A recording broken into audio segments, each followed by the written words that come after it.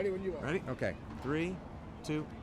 For WEEI and the Six Rings Pod, Nick Fitzy-Stevens here, and rarely before in all of my years of being 6'2", 190 have I ever felt more slight than right here against the wall of humanity that is new Patriots offensive lineman and right tackle, Morgan Moses. How's Pats Nation treating you so far, Morgan? Man, it's been fantastic, man. Just coming out here and see. I think a lot of us said on the first day of camp, like we wasn't expecting to see that many people out there. But the one thing you hear about Boston is that and just New England fans, just in general, that they're diehard, man. And so being able to come into a situation like this where you got great fans, great players, great coaches, man, the sky's the limit for us. There's a lot of passion in Boston sports fandom, Yep. as you can probably tell.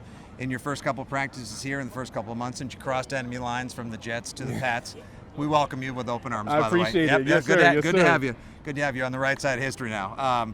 As you can tell, the Patriots have had some offensive line struggles the last couple of years. Did the fact that there were big expectations for you coming in, hoping to solidify this offensive line after a couple of years of uncertainty ever seem daunting to you? No, when you look at it, man, Rome wasn't built in one day, and then, we're taking this day by day to build this offensive line, and the good thing about it is we got a lot of great young talent. We got a lot of, veteran leaders, and, number one, Mike, who's been here, he knows what the expectations. He's been on the winning side. He's been on the losing side, so he knows what it looks like when it looks good, and he knows what it looks like when it looks bad.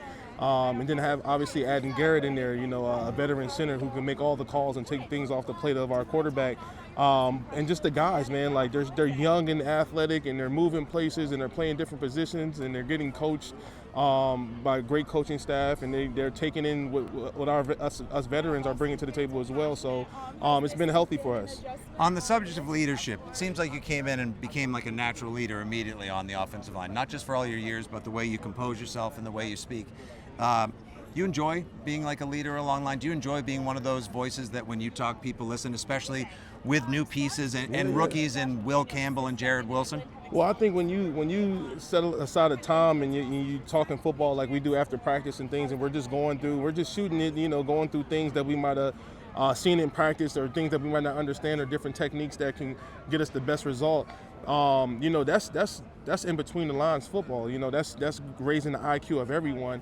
And I tell the guys, like, I learn more from them than they probably learn from me, because there's things that they've done in college that I didn't get to do 12 years ago. So it's a revolving door. And so when you can have that relationship with the guys and then create that brotherhood where anybody can call out anybody, first year, second year, 10, 12, it doesn't matter. You just keep everybody held accountable, and that's what a great offensive line does. So have you been as impressed as Caden Wallace has been with Jared Wilson, who yesterday is saying, like, he's good, he's real blank and good? Like, I mean, we're all very excited for him. Like, No. I mean, obviously we didn't get to see that much in OTAs and things, but as he was dealing with things that he was dealing with, but he's definitely came out here and put his hard hat on and to learn this offense, and then it's obviously being a young player and then playing multiple positions is not easy. But he's took that on the chin, and he's run with it, and obviously he's competed. And we had a great conversation the other day, because I was like, "How many games did you play in college?" He's like, "I only started 12," and I was like, "What, bro?" Like, so just to hear those things, just to see like this is a guy that hasn't played much football but understands it. Now it's kudos to his college coaches and things like that, but it's kudos to him for taking the time to be able to understand those things and to be a knowledgeable football player as well. And with Will Campbell as well, obviously high expectations, 4th overall pick. Pats have needed a left tackle, haven't had a really steady one since 2018. Trent Brown as well.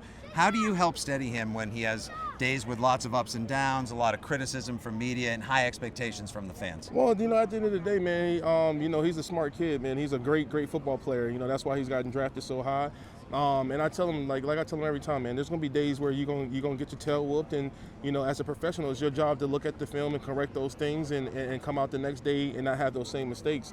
And that's the evolution of just being a great football player.